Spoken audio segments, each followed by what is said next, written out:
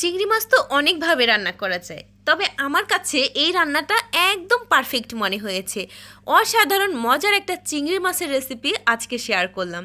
প্রথমে আমি কিছু চিংড়ি মাছ ভেজে নিয়েছি, সামান্য তেলে চিংড়ি মাছগুলো আমি ভেজে নিয়েছি। এরপরে আমি কিছু পেঁয়াজ ভেরেস্তার মধ্যে আদা রসুন বাটা আর দিয়ে দিলাম কাঁচামরিচ আর দিয়ে দিলাম বেশি করে নারকেলের দুধ। আমি শুধু নারকেলের দুধের উপরেই আজকে রান্নাটা করব। যখন বলক চলে এসেছে তখন চিংড়ি মাছগুলো দিয়ে দিয়েছিলাম আর দিয়ে দিলাম 1 টেবিল চামচের মতো ঘি আর সাথে দিয়ে দিলাম পেঁয়াজের ভেরেস্তা। ব্যাচ শেষ। আর কোনো মশলা অ্যাড করব না। অল্প মশলায় খুব কম সময়ে কত মজা করে একটা চিংড়ি মাছ রান্না করলাম। এর চেয়ে সহজ রেসিপি আর কি হতে পারে, তবে খেতে হয়েছিল অসাধারণ মজা।